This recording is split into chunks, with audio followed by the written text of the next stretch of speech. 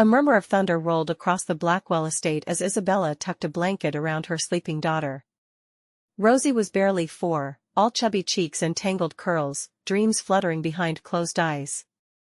Isabella kissed her forehead and whispered the promise she made every night, "Mommy's right here." The promise rattled in her chest like a lie. Outside the nursery door, laughter floated down the hall. Damien's deep chuckle mingled with Camilla Wynn's feather-light giggle. Isabella closed her eyes, felt the sting behind her lids, then forced her back straight and walked toward the sound. In the grand sitting room, Damien draped an arm around Camilla's waist as servants set out champagne. His face lit up when he saw Isabella, lit up with the excitement of a man unveiling a cruel surprise. "Isabella," he said, voice smooth as glass, "Camilla's pregnant. And it's a boy." Every syllable struck like a hammer. A boy.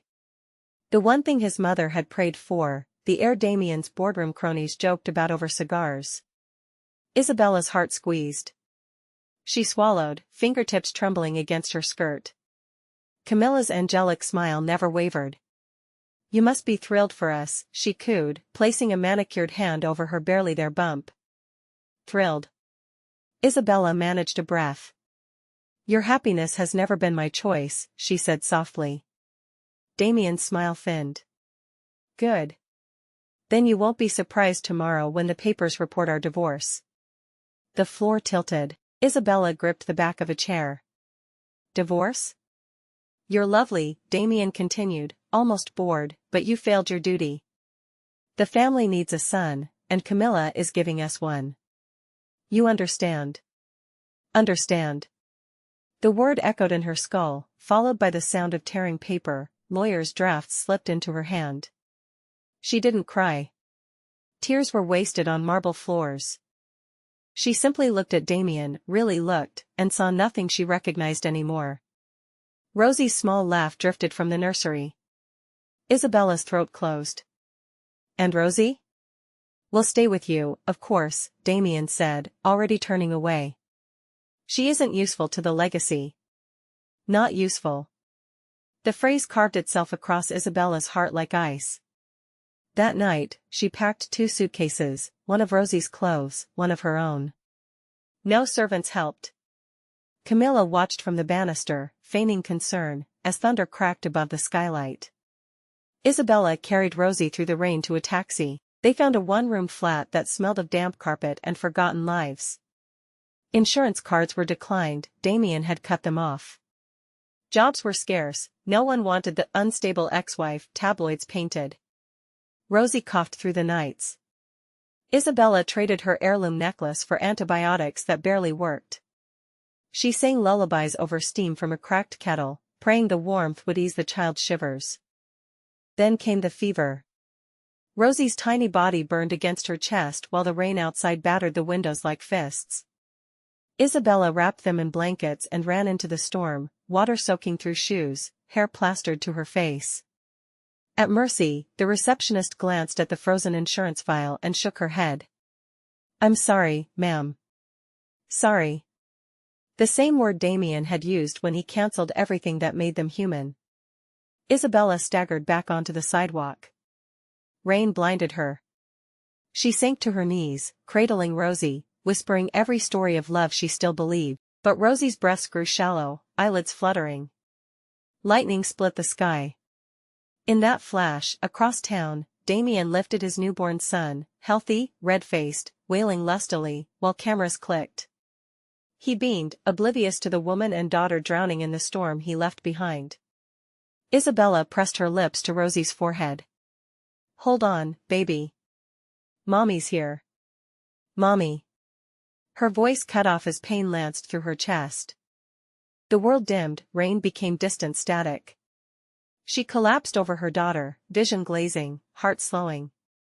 In her final heartbeat, she saw Damien's grin beneath hospital lights. A scream formed inside her soul, "Give me one more chance." Not for him. For her. Darkness answered, then split open with blinding light. Isabella gasped, sitting upright in silk sheets, rain pounding harmlessly against distant windows. She was back in the mansion guest room, 2 weeks before the gala, before the divorce, before the downpour. 2 weeks until the public humiliation.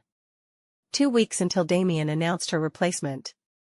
She had been given time, and this time, she would not waste a single second. She started with the closet.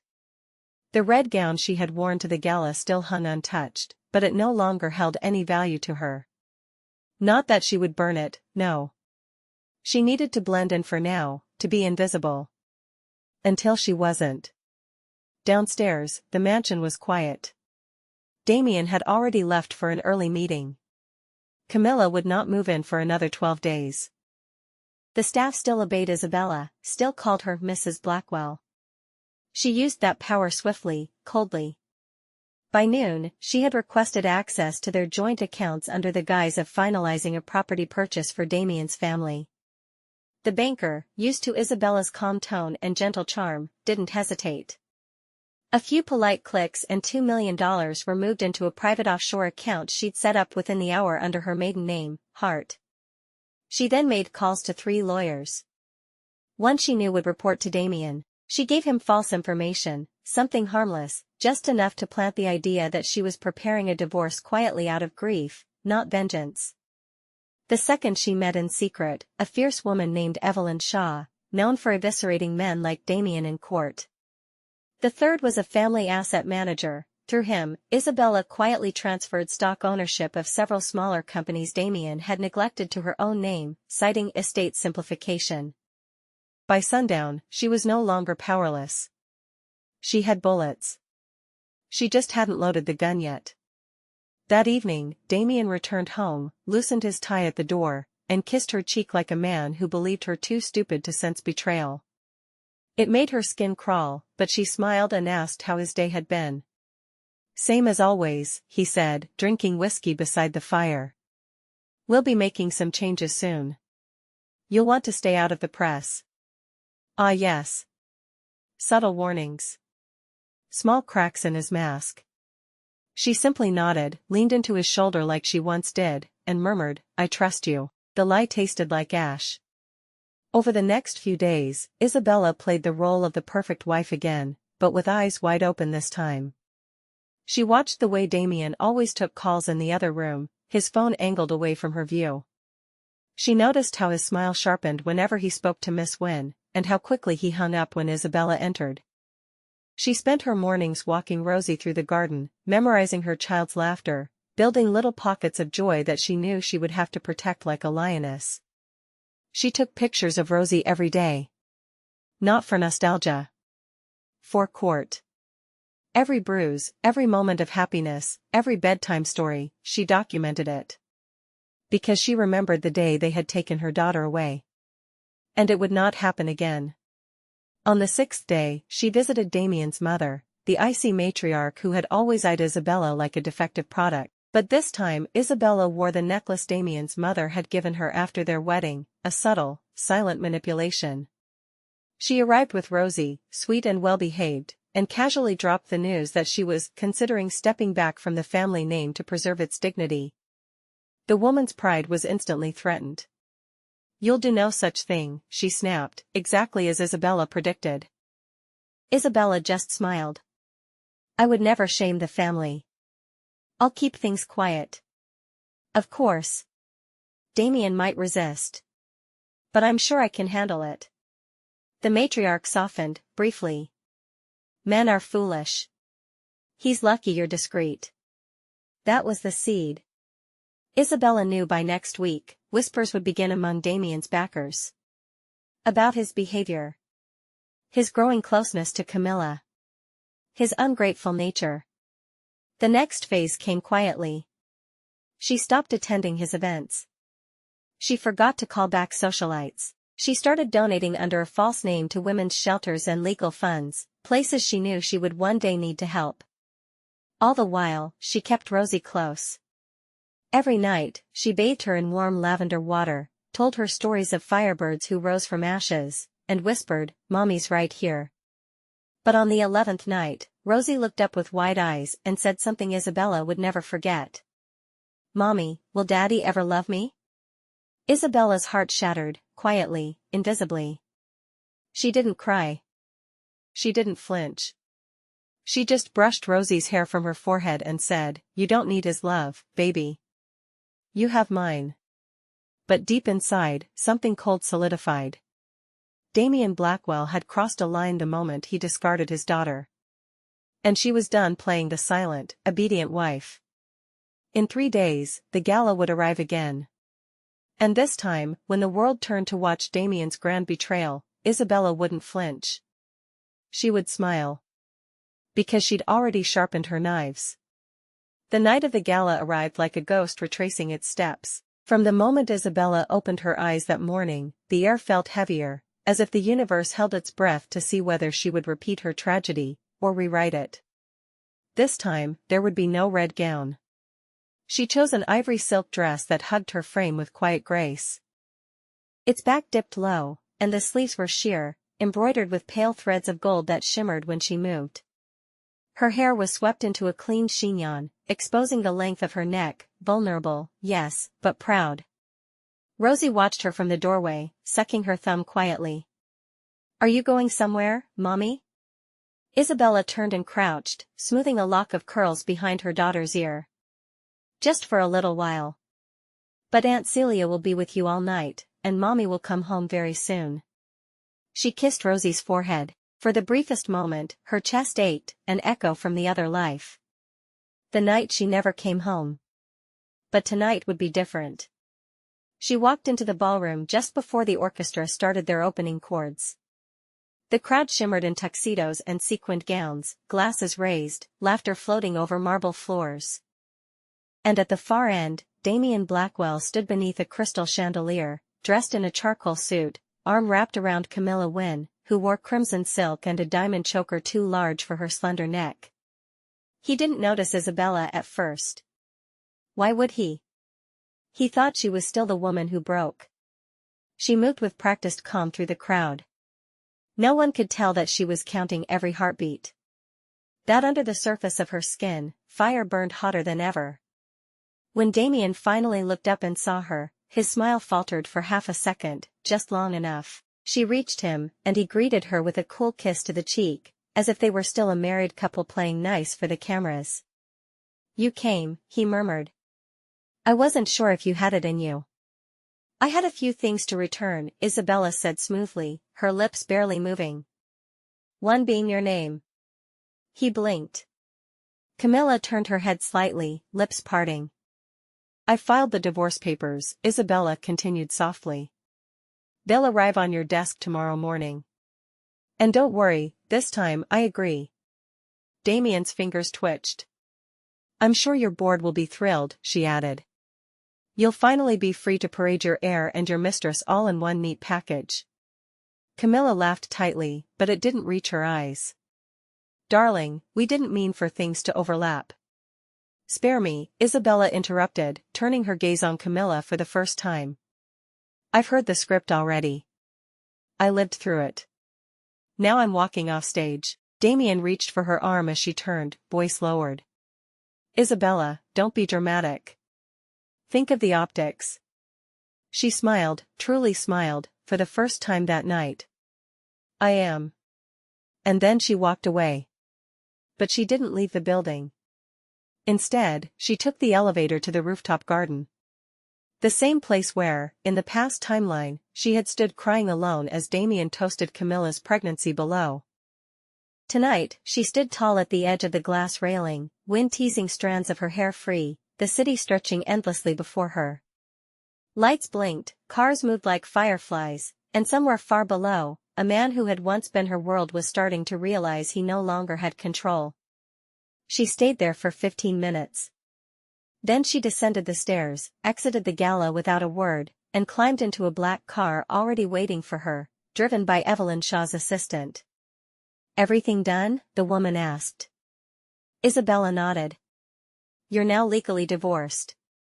All financial transfers are sealed. The apartment under your maiden name is ready. And Rosie's school transfer was approved." "Thank you." As the car pulled away from the glowing lights of the ballroom, Isabella closed her eyes and exhaled. It wasn't joy she felt. Not yet. But it was something stronger than survival. It was sovereignty. When she returned home, Rosie was already asleep, cuddled under a mountain of stuffed animals. Isabella curled beside her, kissed her cheek, and whispered, "It's just us now, baby. And that's more than enough." She wouldn't waste this life chasing approval. She wouldn't mourn a man who traded his daughter for a son.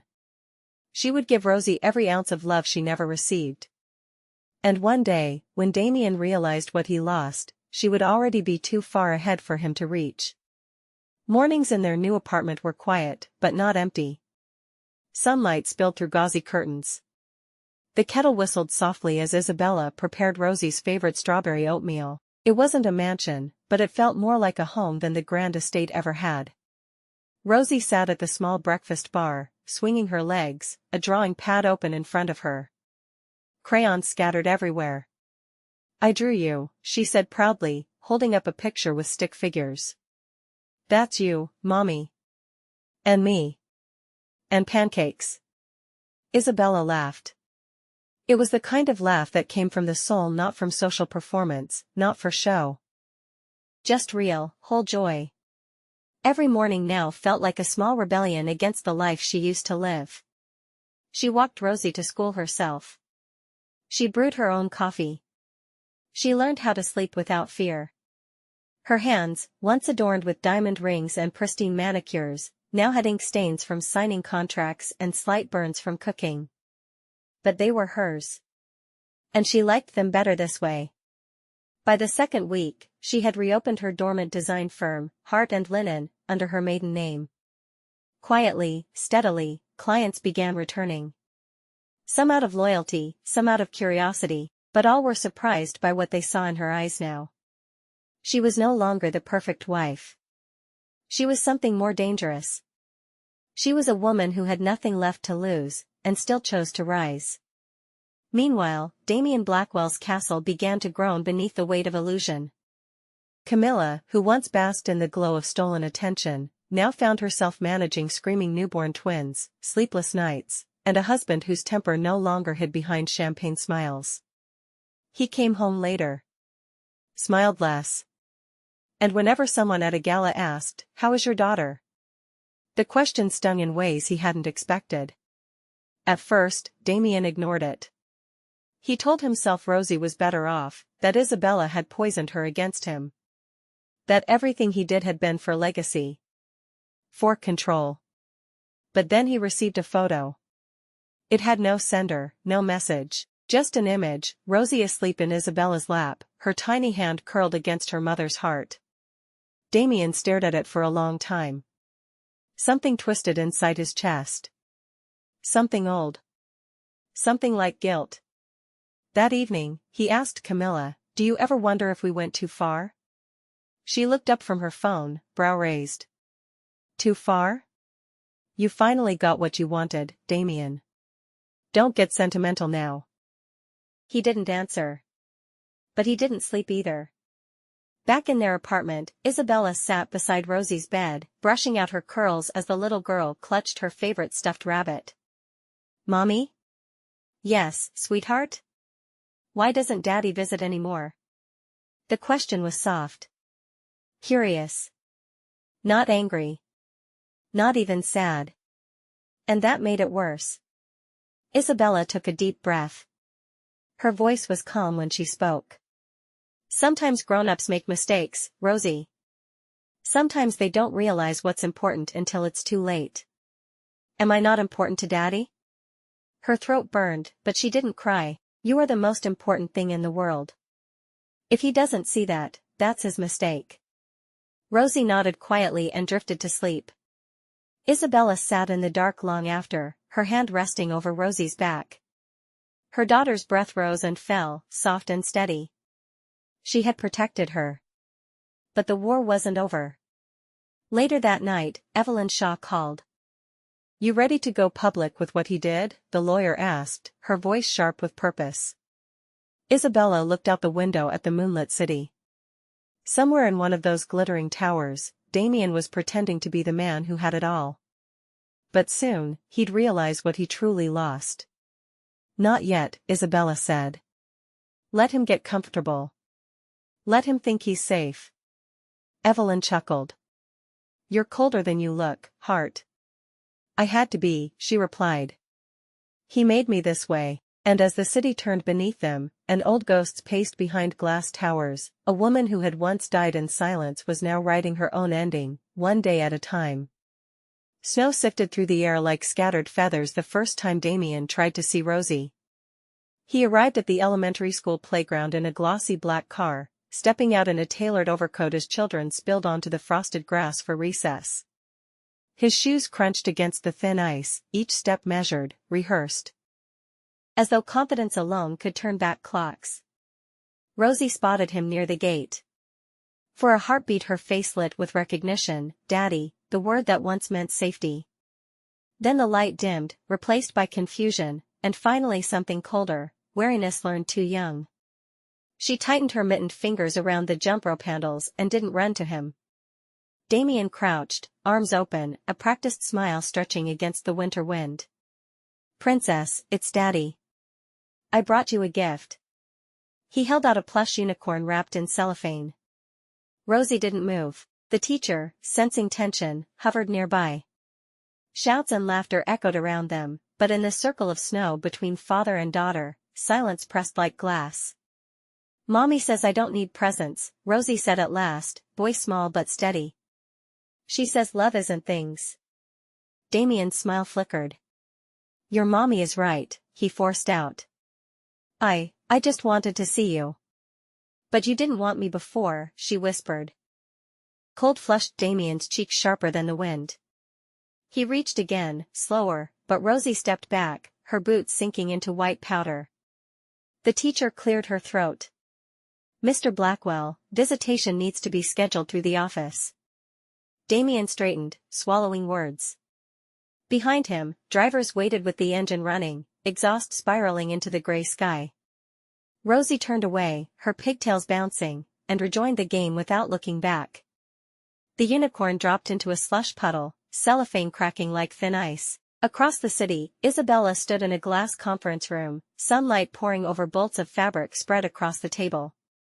Hart and Linen had just secured a contract with Lumiere Couture, an international label that once scoffed at her sketches. Cameras clicked as she shook the creative director's hand, flashes catching the confident tilt of her chin. In every frame she looked unbreakable, dressed in charcoal silk of her own design. "One of the twins threw up on my shoes." "You're late for the donors' brunch." Damien didn't move. Camilla followed his stare to the tablet and scoffed. "Her again?" "Honestly, obsession is unattractive." "People are calling her visionary," Damien muttered. "She's a sideshow charity case," Camilla snapped, but the veneer cracked. A tremor in her voice betrayed the worry she painted over daily with lipstick and boasts. In that fracture, Damien saw what he had dismissed for years, Camilla's sweetness curdling at the edges, ambition gnawing like rust through guilt. It wasn't that she had changed, he had simply chosen not to notice. That evening, snow turned to rain. Camilla burst into the nursery, hair wild, makeup streaked. "Your daughter," she spat the word like poison, "is on every feed. Do you understand what that means? Sympathy for her, scrutiny on us. And you standing in playgrounds like a sad cliché only makes it worse." Damien stared at the crying twin in his arms, the nursery spinning with sharp smell of sour milk. "There are sons," he said, but the conviction sounded thin even to him. "Our sons will inherit a tarnished name if you keep chasing ghosts," Camilla hissed. He didn't answer. Through the rain-blurred window, city lights shimmered like warnings. Somewhere out there, Isabella tucked Rosie into bed, probably humming a lullaby no boardroom could purchase. 2 nights later Isabella entered Rosie's room after finishing a late-night design. Moonlight spread silver stripes across the floor. Rosie sat awake, knees hugged to her chest, the stuffed rabbit wearing a tiny satin cape Isabella had sewn from scrap. "Couldn't sleep?" Isabella asked, brushing curls from Rosie's eyes. "I was thinking," the girl whispered. "At school they asked who my hero is. I said you." Isabella's breath caught. "Why me?" "Because heroes save people," Rosie said simply. "You saved me. And you save yourself. That's what the teacher said heroes do."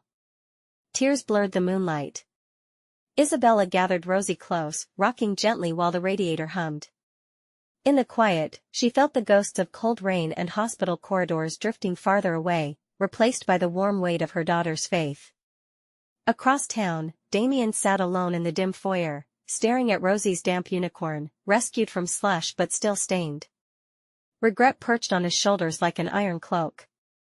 Every heartbeat whispered a question he could no longer outrun. What if the thing you chased cost you the only thing that mattered? He thought of optics, of legacy, of a family name etched on skyscrapers. None of it could fill the echoing halls of a house where laughter had turned brittle. None of it could convince a 4-year-old girl that her father cared. And somewhere above, the city clocks ticked toward a reckoning, one that would force every choice into the light. Isabella slept with Rosie's head on her shoulder, unaware that destiny was already moving pieces into place. Contracts signed, headlines blazing, hearts awakening, like storm clouds gathering for one final downpour. When it came, she would not cower. She would stand, umbrella abandoned, face lifted to the sky, and let the rain prove how brightly a phoenix can burn. The invitation arrived on gilded paper, the kind meant to impress. Damien Blackwell and Camilla Lauron cordially requested Isabella Hart's presence at the Winter Legacy Ball, a charity gala benefiting the Children's Foundation. Ironically, the very one she had helped launch years ago, back when her name was still his. At first, she laughed. Then, she accepted. It wasn't vanity. It wasn't revenge. It was closure. On the night of the gala, she wore midnight blue. Not the screaming red of defiance, not the soft ivory of innocence, but the color of the sky right before a storm breaks. Her hair twisted into a soft chignon, lips like ink. The press outside didn't recognize her at first. Until she stepped onto the red carpet and every lens turned. The ballroom swelled with applause and perfume, diamond chandeliers catching every glint of wealth and illusion. When Isabella entered, silence followed her like a train. Eyes widened. Champagne paused midair. Even the violin stuttered. Camilla froze. Damien stood by the grand staircase, wearing legacy-like armor. But his hands clenched when he saw her. Because in that moment, everyone else faded. And all that remained was the woman he had left behind. She nodded politely to him, and walked past. That small gesture shattered something more than a slap ever could. Throughout the evening, whispers tangled in corners. Is that her? She looks better. Like she finally exhaled. Evelyn Shaw, her lawyer turned confidant, smirked at the attention. This is how you end a narrative, she murmured. With silence louder than scandal. Camilla tried to smile for cameras, but her mascara betrayed her, running from the corners of her eyes as murmurs spread. One of the guests asked, is it true she forged signatures for the divorce? Another, I heard she faked the pregnancy timeline. Truth wrapped in gossip had a way of blooming at just the right moment. And then came the final blow. A philanthropist publicly praised Hart and Lennon's designs, calling them a resurrection story. The crowd clapped. A news anchor asked, live on air, isn't your ex-husband in attendance tonight? Isabella looked directly into the camera. I wish him peace, she said. But I do not wish him back. Back at their table, Camilla paled. Damien didn't speak. He simply stared down at his untouched wine, as if searching for the version of himself that once stood taller. The storm came hours later. Isabella returned home, heels in hand, Rosie asleep in the back seat. The doorman tipped his hat with pride. Saw you on the live stream, Miss Hart, he said. You made the city proud. She smiled softly. Thank you, John. Upstairs, the apartment smelled of lavender and warm sheets. She tucked Rosie in, then stood on the balcony overlooking the skyline. Her breath clouded the glass. This view, once impossible, was now hers. Behind her, a knock. Damien. She opened the door, unsurprised. He looked older, not in years, but in grief. The grief of realizing too late. I just wanted to talk, he said quietly. I thought maybe. No, she said. Gently. Firmly. He tried again. I've made mistakes. I was weak. I was selfish, she finished for him. You traded loyalty for novelty. You traded your daughter's laughter for legacy. You handed me pain, and thought it would keep me small. His lips parted, searching for words. None came. She stepped closer, but not to embrace. Just to end it. I don't hate you anymore, she said. That's your burden now. Tears welled in his eyes, and for once, she didn't flinch. You taught me something, she whispered. The difference between a man who builds with you, and a man who uses you as scaffolding. Then she closed the door.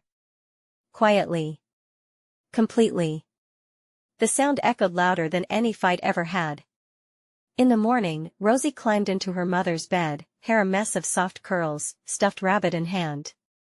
Mommy, she asked, are you happy now? Isabella looked down at her, heart swelling. Yes, baby. I am. Even without Daddy? Especially without Daddy. Rosie smiled, nestled against her, and soon drifted off again. And outside, the city kept moving, unaware that somewhere in a small apartment above its rushing veins, a woman had just rewritten her ending. Not in anger. Not in sorrow. But in power. And in peace.